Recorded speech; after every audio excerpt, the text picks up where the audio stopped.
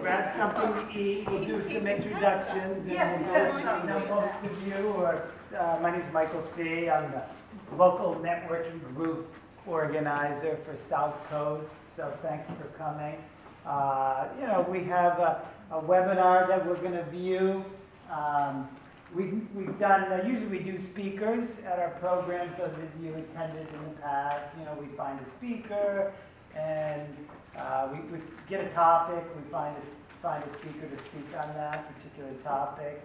And, it's a whole rigmarole to submit to get continuing education credits. So we thought we would just do, a webinar, try a webinar. So this is about a 70-minute webinar. AADEs, those of you not aware, they have dozens of webinars. Some of them are free to AADEs, American Association of Diabetes Educator members. And this one I circulated around to my colleagues, and they thought this was the best in terms of being a topic of great interest for many people in the diabetes community. So it's about a year old, so some of the time when it references, the dietary guidelines, and they talk about I think it was real time was early 2015. So it's going to go over, not to give you away too much, it's going to give out a synopsis on 10 of the U.S. News and World Report nutrition patterns or plans. It's going to kind of review it from a diabetes perspective. Then it's going to address fad diets, what we may think of as fads that may or may not be considered fad diets. And then it's going to talk about patient engagement strategies, individualizing care. Then we're going to, after that, about 70 minutes or so, it's a 90-minute webinar, but we're going to skip the 20-minute Q&A. And we're going to actually do our own little panel discussion, some dialogue about, both meal plans that you may recommend or patterns, and then, engaging, we'll talk, maybe we can talk about specific the challenges we meet in our patient population, and kind of do it in a panel discussion, open discussion. But before we do that, let's go around the room. Just introduce yourself. I know. Amy Pascal, practicing registered dietitian nutritionist for the past 17 years, working in diabetes for 16 years. As a diabetes educator and program coordinator in teen transition at the University of Chicago College Diabetes I don't know where it is. She deals with all aspects of diabetes care with both adults and pediatrics. I just want to, let's talk about a little bit about, what we see, in terms of maybe, Dave, you can shed some light what we know from a public health perspective. What are people, our patients, our communities, what are their eating habits? Well, we know what their eating habits are. No, I want to know. But we know what they want, as far as, where they want to go from changing their eating habits, but not being, wanting to be. I think one of the things that these slides pretty much point out to is that people want to be satisfied. They want to eat the foods that they like to eat. When you say satiated, or you mean satisfied from Yeah, satisfied. It seems like, just listening to the volumetrics of the Mediterranean, and that, again, they want to focus on something that's going to make them feel satisfied.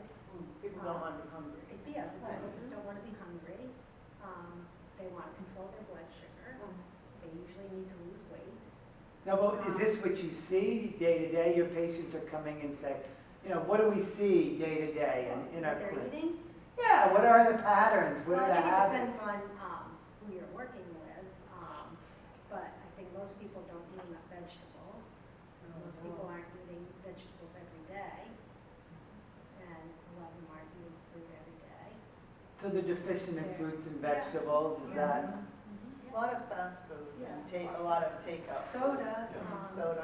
I think the soda, again, here in the health center, I think maybe more soda, from what I find and from what I've heard, is the Latino population, when they move here, because soda is so inexpensive, they tend to drink a lot more soda than before, and so they come, and a lot of the kids too, start their today, she's gained 30 pounds a year. You know, lack of physical activity, and, you know, eating too many calories. So they're deficient in fruits and And vegetables? and the mother says she doesn't like vegetables, and mom doesn't eat vegetables. And is this a And cultural so thing? then or what is this- happens is Oh, that. it's well over half the population eats Right. no vegetables. Yeah. None whatsoever. And of the 25% who do, most of that is potatoes.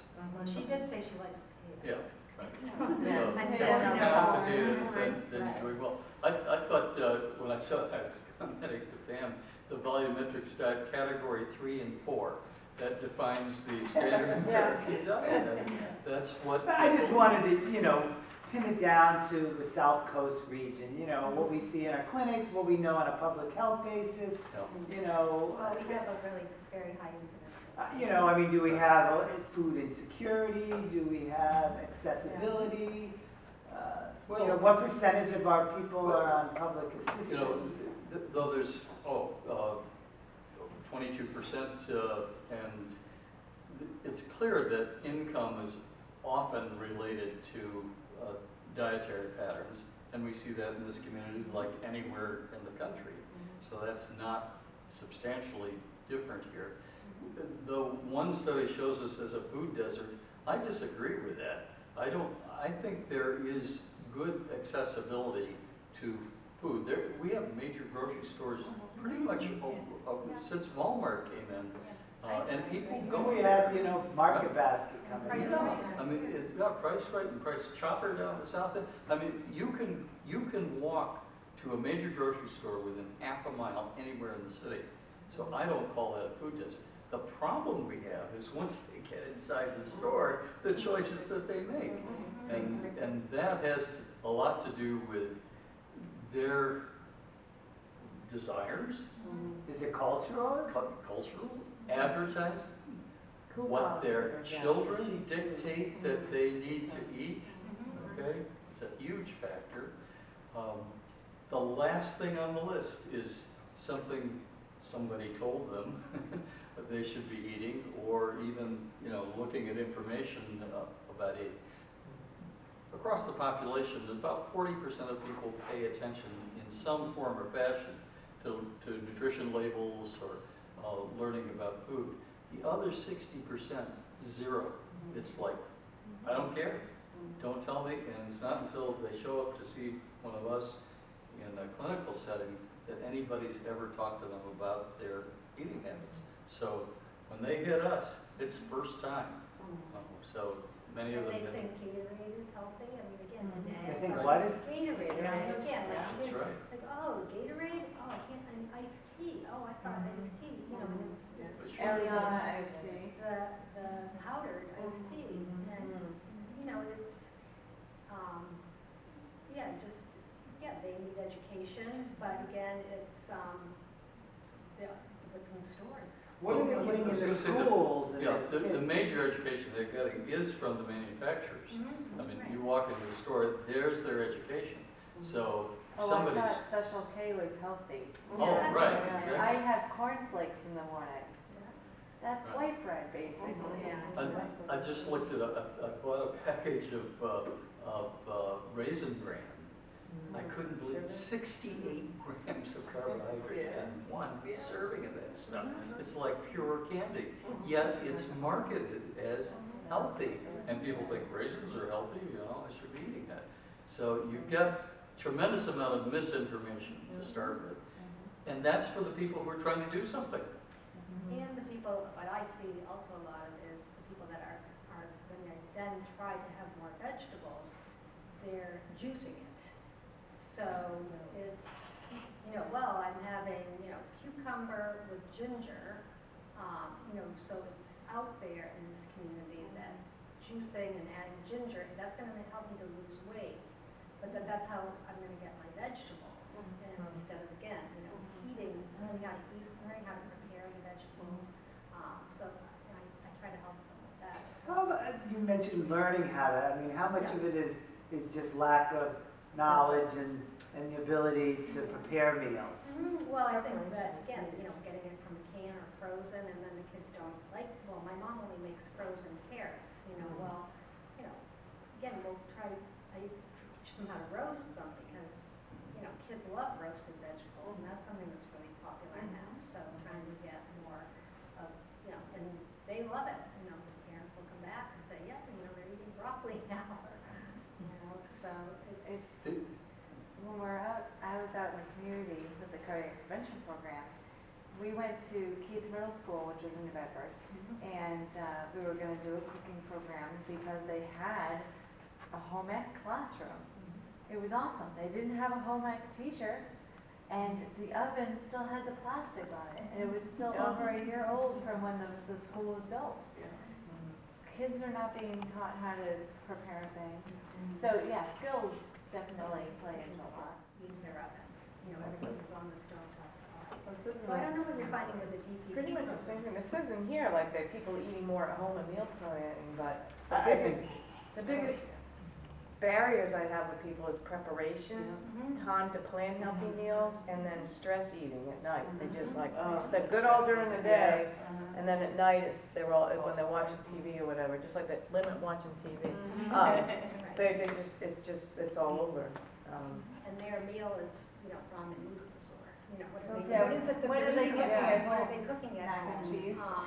Right, again, it's, It's the education that you can still get full. I think like, well, healthy food's more expensive. And you can go and get coupons for this or shop for get more is better. You know, quantity versus quality, because you can really feel, you just feel more satisfied with healthier foods. And it's just educating them on what is healthy and what the portions too. Oh my gosh, when I first taught one of my classes, just learning about, you know, the rate my plate, the size. I swear if they had tomatoes, they'd be throwing them at me. It's like, are you kidding me? That's the size. You know, because portion distortion is just like you go out to dinner and this is your plate, and when you see that 9-inch plate or whatever, it's like, holy smoke. and also explain to them about carrots, you know, how much does a bag of carrots cost? How much you pay Yeah. for your bag of chips? How much you pay for the bag of cookies? So, yeah, going back to the, eating healthy is expensive. Well, you know, don't make the main portion, or what is the main portion of your plate? What is it that you find to be expensive? So educating them on shopping. Yeah. And then what are you buying that's an expensive part of your healthy eating? Well, I Harvard did a study about 6 months ago, they published a study. There's only $1.50 difference between a healthy meal plan and an unhealthy one. And people don't factor in the fact that a bag of chips will go $3-4 now. Yes. And people will eat the whole thing Yeah. in one setting. So, Get a bag of organic carrots for $1. right. But it's the preparation, I mean, again, I do understand people, they're busy, you know what I mean?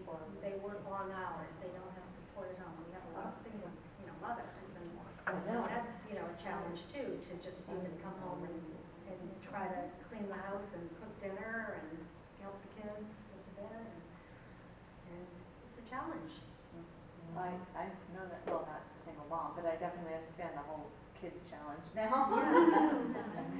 But I talk to my patients every time about their hunger, because I don't want them to be hungry. And it's amazing how many people, you were talking about the whole, like, I'm good all day, and then I get home and I stuff my face because they're hungry. And that is the biggest thing I think about with people having a way of eating. You know, she said, you know, food pattern or eating pattern. I call it a way of eating, but you know, I questioned on some of these whether or not it would be sustainable because you're reducing fat so much.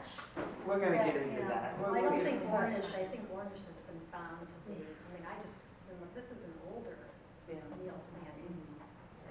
I'd like to get into that, but I thought, you know, the richness of our experiences, the diversity of our communities, the challenges we handle, you know, in each community it's unique. You know, when they said, you know, people eat out or eating home more, I questioned that. No. And I don't know what the data bears out. We did a survey down at the Ships Cove Apartments, and had paid people, 50 people, to tell us what they eat. 37% of them eat most of their meals from a restaurant. Okay, this is a low-income population, yet they would rather put the resources into a pizza or, you know, some kind of order from, you know, that delivers to them than purchasing food, cooking, et cetera, et cetera. So, in a sense, you know, you say that it costs people more, they can't afford it. Well, what are they affording? They're affording. And is that because they don't have the knowledge or the resources to prepare simple meals? Is it because the meals that they prepare don't stimulate them? You know, if they have carrots, are they and a piece of chicken, are they going to be wowed? What versus having a pizza or something? You know, what is it about it? I find that there's really, in a lot of ways, an absence of a culture of cooking. And it's somewhat, you know, you could look at segments of the population, but I think it's a generational thing. We talk a lot to people down at Ship's Cove who are in their 60s and 70s. They cook. Their children and their grandchildren do not. And that, to me, is the biggest divide. You get somebody under 40, chances are pretty good. Not only do they not cook, they don't know how to cook. And where did that, you know, it became a disconnect? You know, they lost that. It wasn't in the schools, perhaps, or it wasn't done at home because at that time there was a working mother, and you know, so now we have a generation of people that don't know how to prepare a simple meal. Right. Well, it's a lot of work, you know, you've got to plan ahead, you've got to go to the grocery store, you've got to, you know, make your list, you've got to come up with an idea of what you're going to be making that week, and, you know, I mean, people come in and say, you know, well, I had an egg sandwich. Well, it wasn't even an egg with bread, it was a frozen egg sandwich. They don't even make an egg and slice the toast anymore. I always say it's a lot. I mean, I hate to go grocery shopping. I hate to prepare. It's a lot better than going out and killing your own chicken, growing your own food. It's like, really get over it. It's like, it's really quite. It's not that time. I don't say that. It's not that hard. It really isn't that hard. I mean, are we just lowering the bar so low and setting people's expectations so low? Oh, it must be so difficult for you to take 15 minutes, 30 minutes to prepare a meal. They don't put any thought to it. They don't put any preparation to it. And so now it's a great burden because it's a novelty. It's something they've never done. Or haven't done in so long. They lack the self-efficacy. They lack the skills, the knowledge to do that. And yet we're obsessed with TV shows like MasterChef. And then, you know, you watch MasterChef and you're like, oh, I could never make that. That's beautiful. I can't do that. That takes so much skill. So, you know, it's funny. We're obsessed with that kind of stuff, but we don't do it at home. Well, and I think too, especially in the summer months, soda is in a category by itself, but all the other sugar-sweetened beverages that are available. Coffee, yes, and you know, everybody's iced coffee, and it, you know, when you drink your calories, you just don't even register them. And if you have a McDonald's, I think it's a medium sweet tea that's 45 grams of carbs. So if you have that with your lunch, you know, what do you have left to eat? I think there's one thing is, let's transition in a diet. If we could just have people stop drinking their calories, that would have a tremendous. But I see that in a cultural. I know I just have an Indian woman where it's fruit juice for her. But you know, some of the other, I don't know. What do you see? You know, day to day. The biggest issue for me has been the cultural barriers, because my Spanish-speaking, Portuguese-speaking patients, they'll cook, but then the things they choose to cook are carb-heavy. I've had people say to me, I can't not eat my Portuguese bread. I can't not eat my rice. I can't. And then I try to encourage them to reduce portion size, and in my 20-minute visit with them, they're just telling me what I want to hear, basically, and the numbers aren't reflecting, you know, the changes they're telling me they're making. So it's been more cultural from my point of view and my practice. So for you, it's not that these people aren't preparing, they are, but the staples in their diet are such that they're high in carbs and starches. Exactly. I find every culture has their carb of choice. Yes. Yeah, and they do say, I mean, usually what they'll, again, here at the health center, what I've seen is, because I used to work at Southcoast and the diabetes program, now I'm working here for the diabetes program. And because we have, again, probably the population that you see at STAR, Latino, Portuguese, Brazilian, Portuguese probably more, so that, again, they come and they've gained all this weight, and they don't, part of that education is, well, you were eating, the rice, you were eating the bread, but what were you doing? Well, I was walking to work, I was working in the fields, I was doing this, I was, and, trying to explain to them, well, that is energy for your body, and you have to think about what's your energy now? Oh, I sit in, a factory all day, I sit all day, and I don't have time for exercise. I come home, I have to, again, cook the dinner, I can't get up in the morning, I have my coffee, I have my roll with my ham and cheese. And then at lunch, I have my rice and my chicken and my beans. And then at dinner, I come home, I have my rice, my beans, and my chicken and my Coke. And then I go to bed. And, and then, but, they really, a lot of them don't know how to prepare their vegetables. They've been having cabbage or lettuce and tomatoes. That's, their salad. They don't cook, maybe carrots and potatoes. They have a lot of starchy vegetables, but they're not used to cooking broccoli and cauliflower and green beans and the vegetables that we have. When it comes to all these issues, cultural accessibility, food, preparation, and there's many layers of issues. When it comes to, providing them with guidance, A meal plan. A meal plan or a pattern. We've just talked about 10 of them, or we just heard about 10 of them. Yeah. And they, they all work, right, to some degree.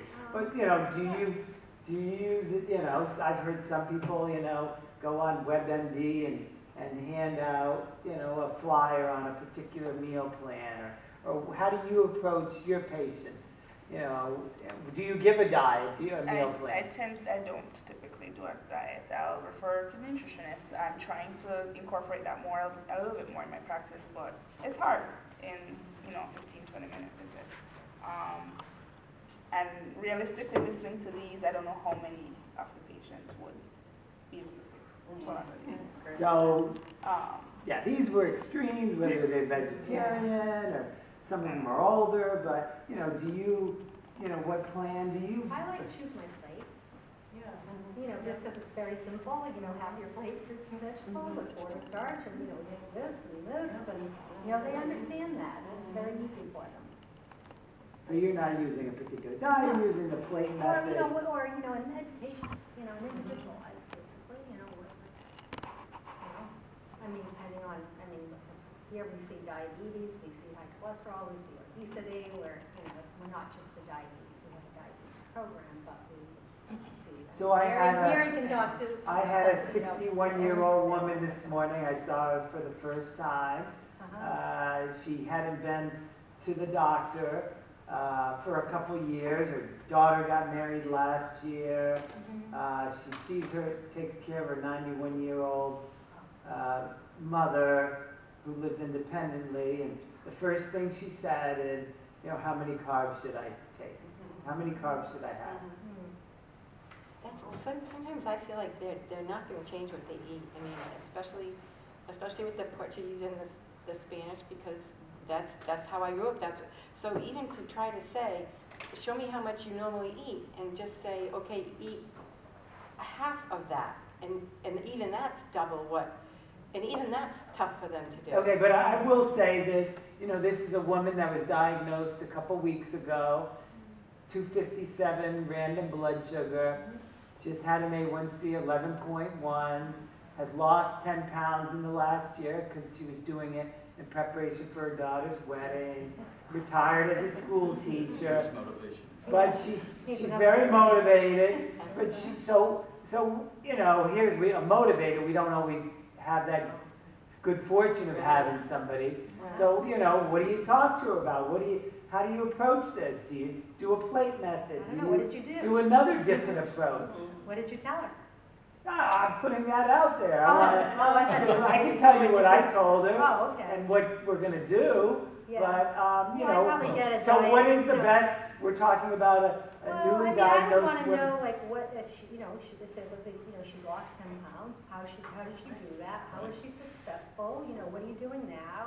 And, kind of go from there. So I couldn't really say, yeah, I want you to have like 30 grams of carb, Well, that's what she breakfast. asked me. Yeah, I mean, that's what She they goes, want how to many know. carbs should I have? That's not. Right, but is you know, that gonna She read work the for web, you? she went on the web, has been online, she's on metformin 500 QD, Yeah. just started it. I mean- And I'm just saying, what do we know? We know all these, some of them have been proved in, with diabetes, some of them haven't, some of them more cardiac, some of them are, they have different principles. We know there's a new diet every. I mean, you might want to say, maybe, if you want a number, just say, well, try, if she wants to count carbs and look at her portions, I would probably say, well, look at your starches, like pasta or bread or whatever you're eating, and maybe 30 grams per meal.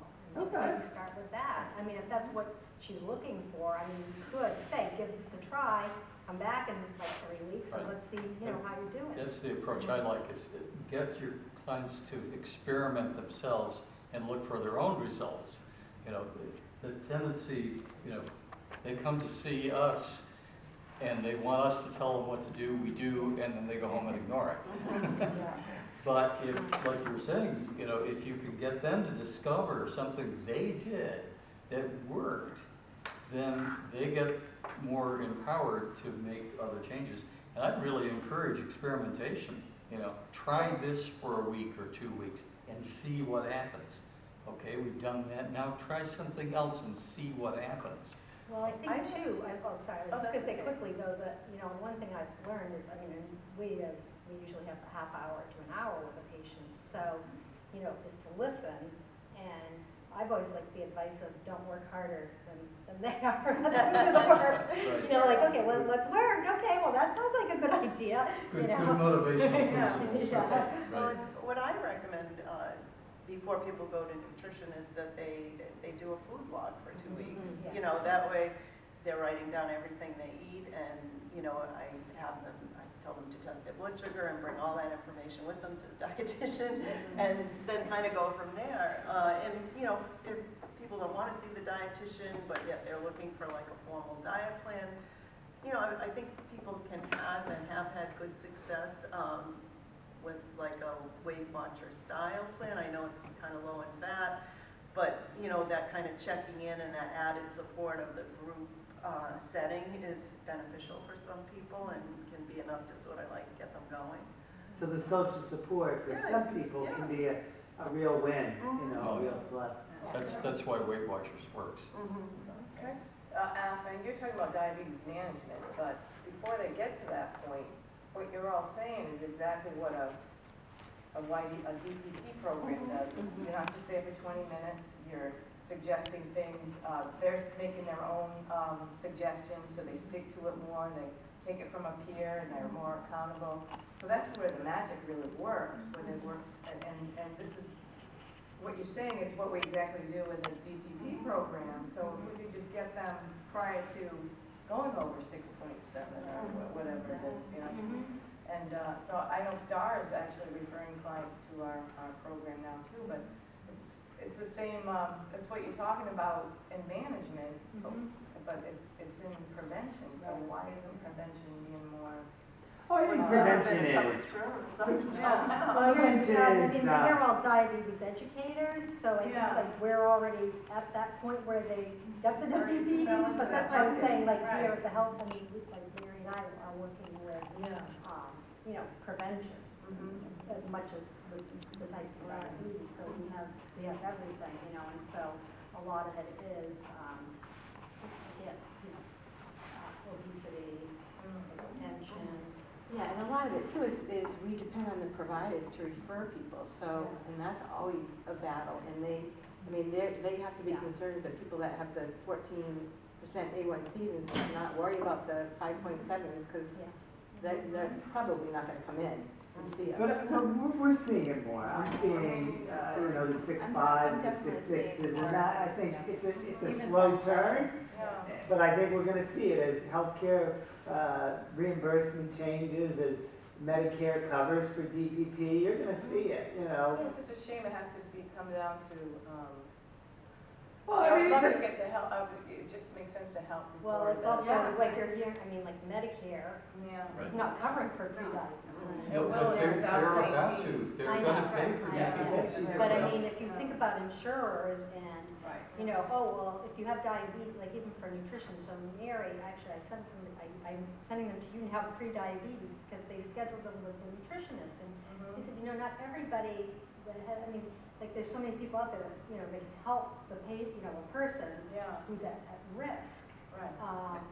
You know, and not even nutrition-wise, but just lifestyle, like you're saying, Yeah. lifestyle, and just, you know, it doesn't have to be nutrition, so, but like, for example, you know, the insurance companies, I just see that, you know, if they don't have diabetes, they need referral. If they have diabetes for nutrition or whatever, they don't need, you know, okay, yeah, we'll cover it now, you know, and that's even probably fairly new, you know, how many past 20 years, but it's like, there was no prevention, and there still really isn't that prevention.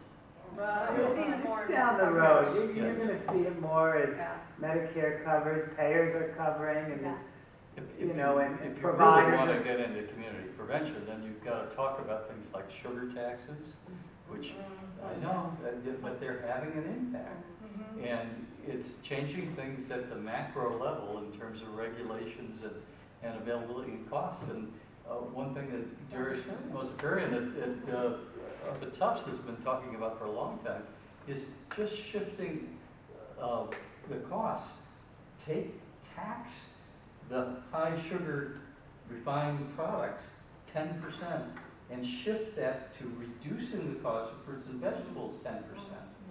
If you were to do that, we'd see a dramatic change in what people purchase. And yet, you know, there's all kinds of political resistance to doing that kind of thing.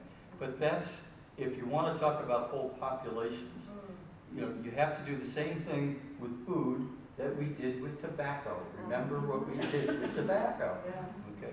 And until it gets bad enough, we'll do something about it. Well, you see the grocery store when the soda's a dollar, you know, the liter is, you know, whatever, 69 cents, but they Yeah. pack it up. But I thought it was also interesting when we went and spoke to this Fall River school system, Right. food service, and, you know, kids were coming in and telling me, well, you know, I eat the Cinnamon Toast Crunch, and, you know, showing me pictures of what they eat. And what I found was that, which I didn't know, was that the cereal companies are making a special low sugar, higher fiber Cinnamon Toast Crunch just for the school systems. So that's how they It meets USDA to meet the requirements. USDA requirement. But tricks the family into thinking, Yeah. this is healthy food, Yeah. you know? So I can buy it for home. Or they're Right. saying to the, you know, they'll come in and they say, well, you know, they're not eating healthy at school. They're eating pizza, they're eating, you know, nachos. They're eating, you know, and I questioned that myself. I thought, well, yeah, what are they feeding these kids in the schools? Because that doesn't sound healthy to me. Well, that speaks to the dietary guidelines, that kind of is the umbrella of everything, and then, you know, food in the schools have to follow that, you know, so. And they govern 25% of all meals consumed in the US. And, you know, I would make the argument that we got into an obesity problem because of a policy change. Oh, yeah. And it was right there, okay? And until we make another policy change, we're gonna continue to see the problem. Well, and there have been studies about like where food is placed and, you know, if you make the fruits and vegetables or fruits, you know, more accessible to school children, they will eat them. They will. eat them. And Right. so it's, you know, it's all about presentation and Yeah. education. Hungry kids pretty much eat whatever is available. But getting these kind of community-wide shifts is as challenging, if not more so, than the challenges you get every day when people come in and talk to you.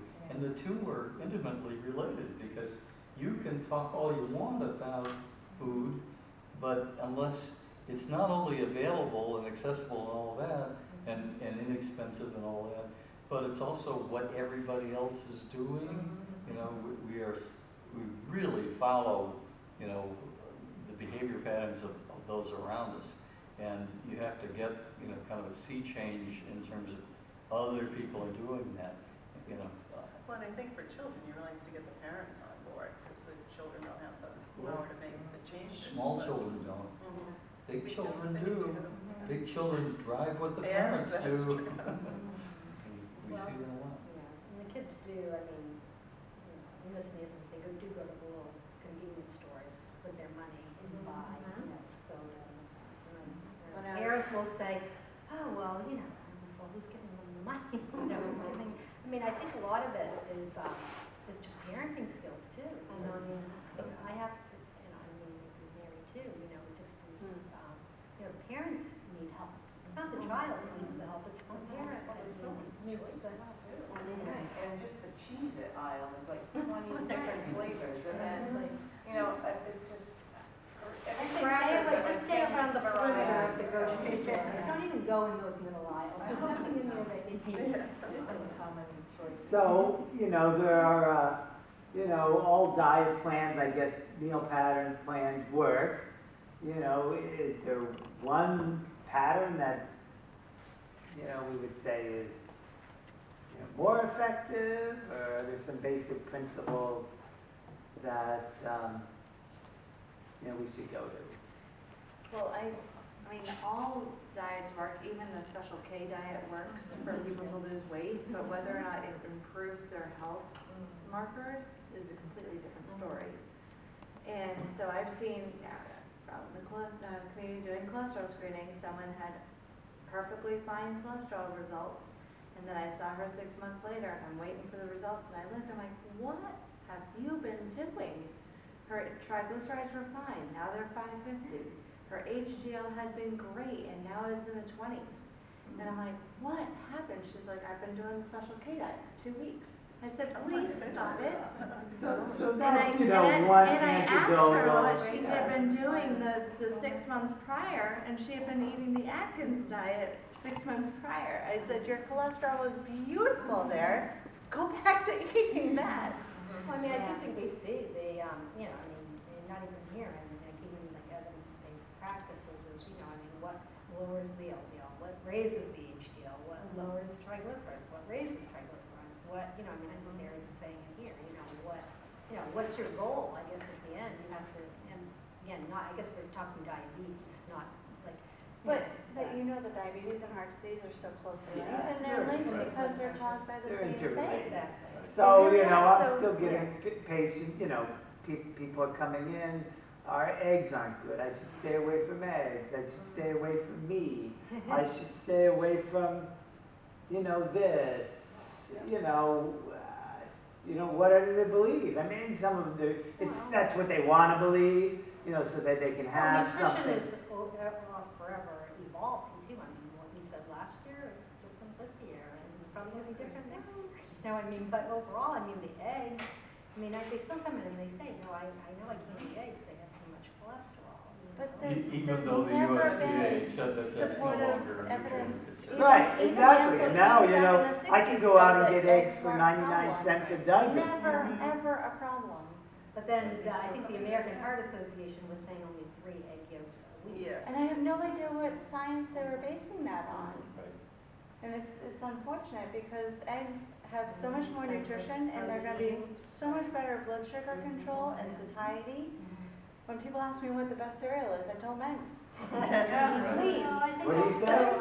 Eggs? yeah. Well, that's the thing, I think people eat a lot, you know, probably too much cereal, but I mean, like, you know, old-fashioned oatmeal. I told someone today, actually, because she was eating bran flakes, and I said, well, you know, give the old-fashioned oatmeal. Well, I eat the oatmeal with the fruit and everything. Well, I'm Right, sure with it's the the little instant, you know, and I said, no, Sugar. try this. I showed her, I said, in the container, I said, half a cup with, you know, try a cup of milk with it, and put some fruit in it, and she's gonna try that. I said, maybe that will help lower your her triglycerides had gone way up. I don't know what you're eating, you know, I mean, I was trying to assess what she's eating, but I said, try some soluble fiber, beans, you know, again, you know, the inexpensive. Speaking of that approach, but I don't know what she's eating, you all got to Google doctor in the house, okay? Write that down, go home and Google it, and it's this fabulous video. They got a grant in England and hired a physician literally moved in with a family. I mean, he slept in their living room overnight, okay, for about 6 weeks. Okay, he wasn't there 24/7, but went through the cupboards in the kitchen, threw out stuff, you know, went for walks with the parents, went to the playground with the kids, you know, took their little games and tossed them, et cetera. But made these major changes. And of course, guess what? Parents lost weight, the kids, everybody did far better in 6 weeks' time, okay?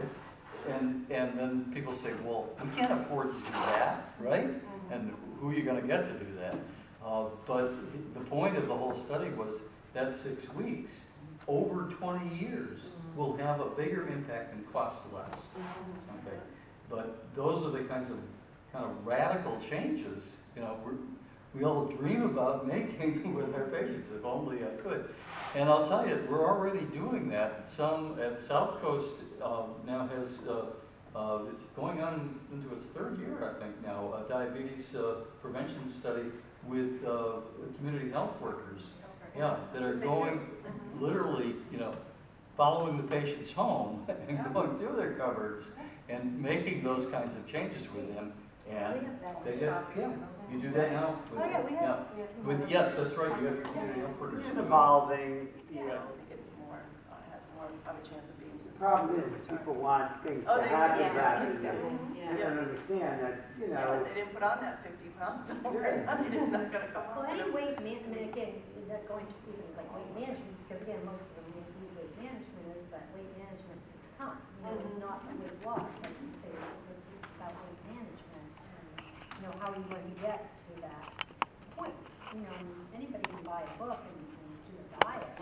That's easy. You don't even need a dietitian, you know, for that. And that's like a lot of these things, it's like, you know, what she was saying is, you know, buy the book, give them the meal plan. I mean, and if that's what they want, I mean, there's lots of meal plans out there. You can give somebody, and you can say, go home and try it. You know, are you gonna come back? I mean, that's what they get in the doctor's office. You know, the doctors used to give them, here's your, you know, I mean, I even see it sometimes down here, you know, they call the patient, high cholesterol, they send out something. I'm like, why did they not, like, refer them to care management, you know?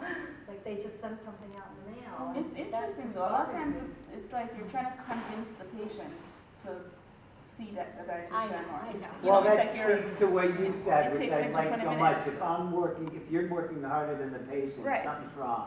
Yeah.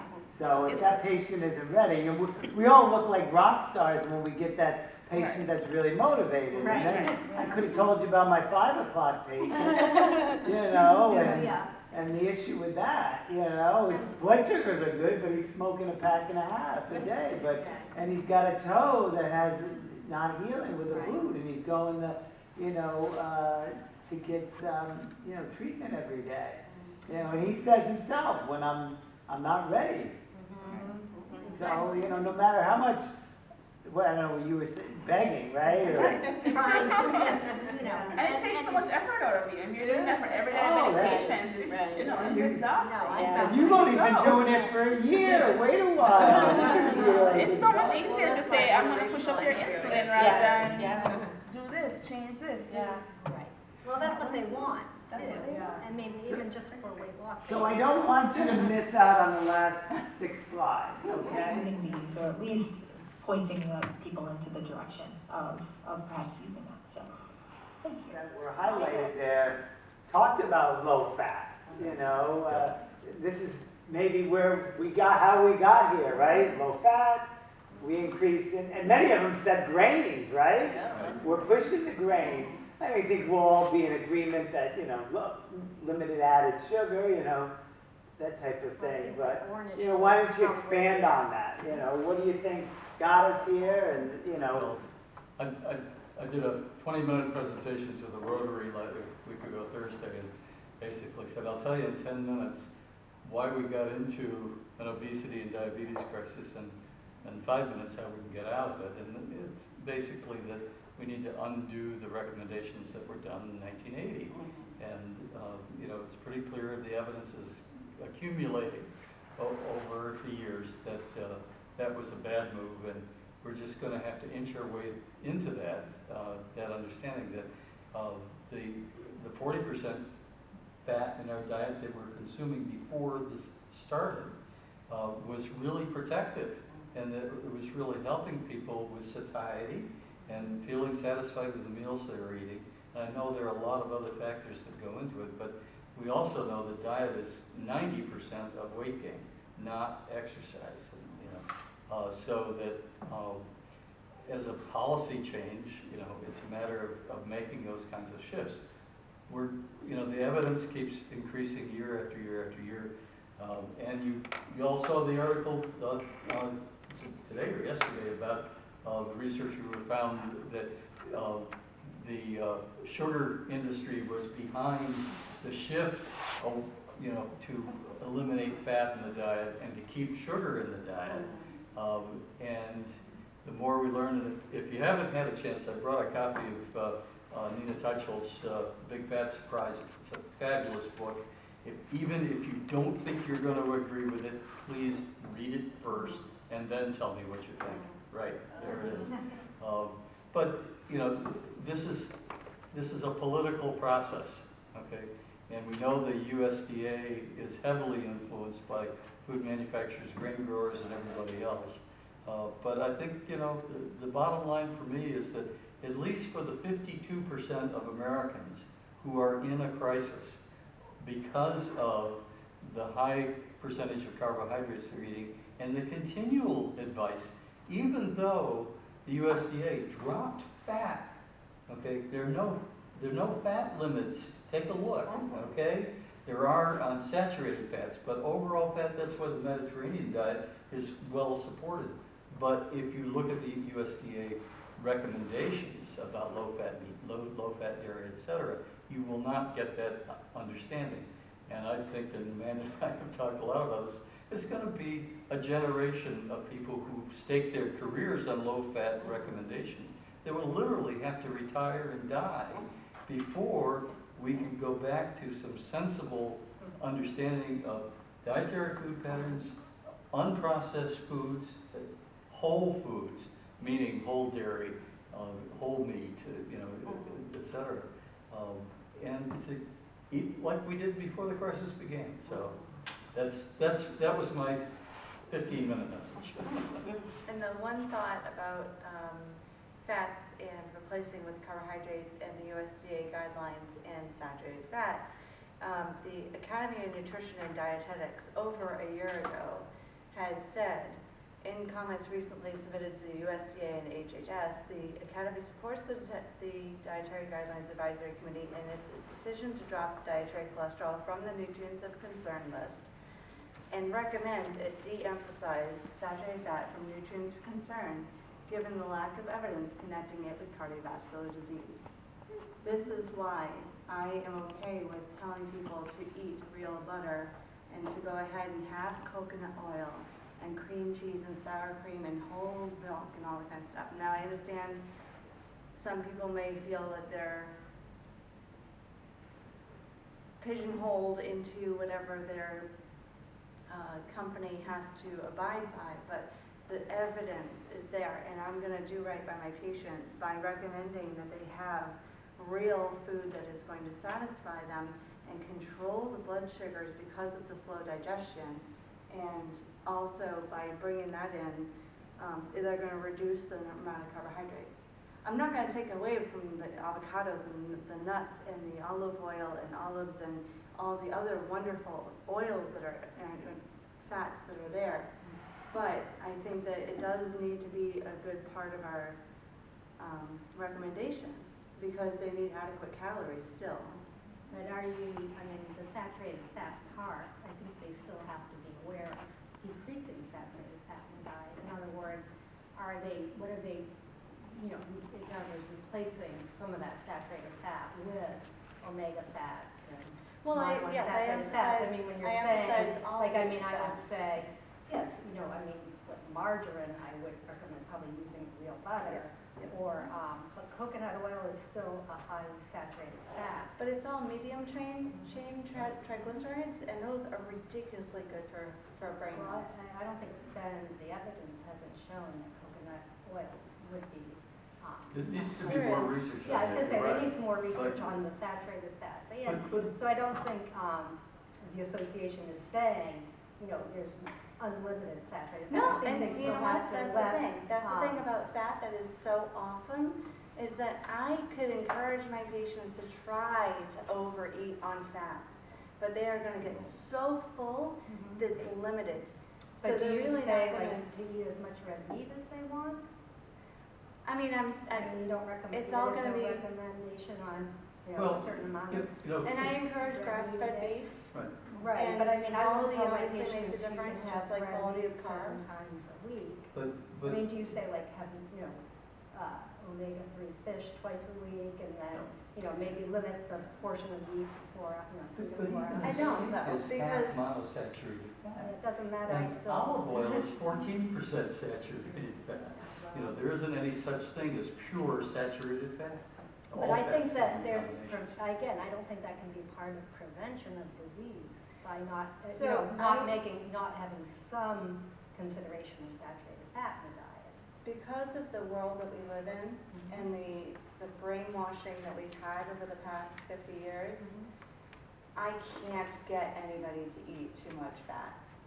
I continuously have to push people to have more avocados, more olive oil, whatever. Well, you're not seeing the Because- population we have, because we have a huge Brazilian who eat, But when 16-ounce people, steak, like, and go they on a have high diet- cholesterol and triglycerides and But that's LDL, because of the so- carbs, that's not No, because it's of the not, saturated no, fat. no, they don't, it's the red meat.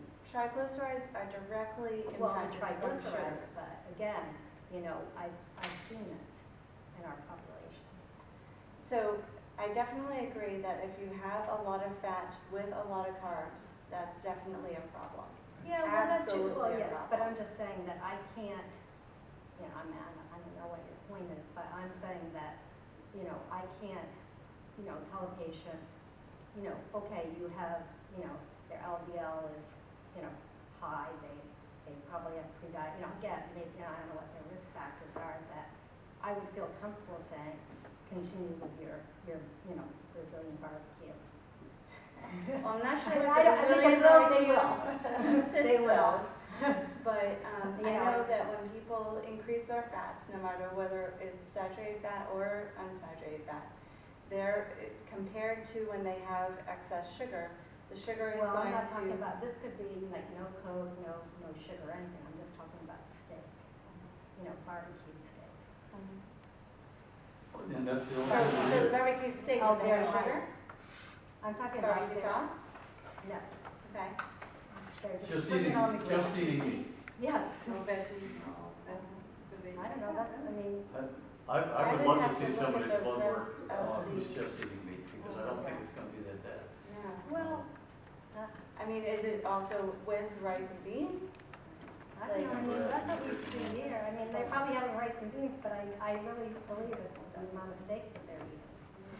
So what I typically see in my practice is that when I advise people to stay about 30 to 45 grams of carbs per meal, so maybe a Well, lot of we've had rice. this discussion so many times, I can't even get into it. But So we let's could just watch argue these all last night two about that. So was it too restrictive? Was there not enough structure? Did it not include favorite foods? Were they always feeling hungry? And then we can kind of look back and say, all right, some of these other eating patterns and eating plans could be more helpful. Academy and everything. I want to thank everybody for coming. I hope we tried a webinar. We'll see in the future, if that's something. This was I like the conversation more than anything than the webinar itself. But hopefully it got people thinking and we all have our own approaches. There's no right or wrong, We have challenges, certainly in the patient population, but we could go to Iowa or Ohio or Pennsylvania or California. And, they have challenges well, they just may be slightly different, but, here in the Southcoast. I'm glad to bring some new people together. I hope we can see you again at our future programs. Here, I'll just send it off to you, those upcoming programs in November and in October. But thanks for Pam for hosting, I appreciate it. I'll probably in a year come back and ask to use the room again because it's an excellent facility. Thank you. Thank you. It's been a long day. I guess, thanks, Dara.